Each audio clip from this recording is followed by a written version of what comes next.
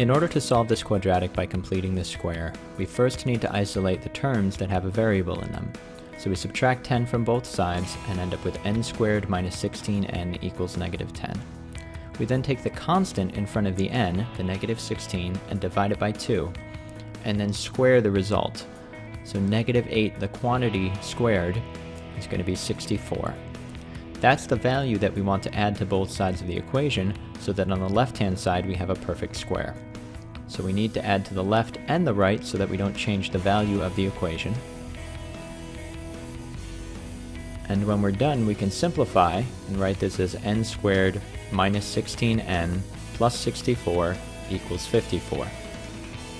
We can then rewrite the quadratic on the left as n minus 8 squared, a perfect square, and say that that equals 54. If we take the square root of both sides, being careful to say plus or minus the square root of the other side, we can cancel out the squared on the left, which will leave us with n minus 8 is equal to plus or minus the square root of 54.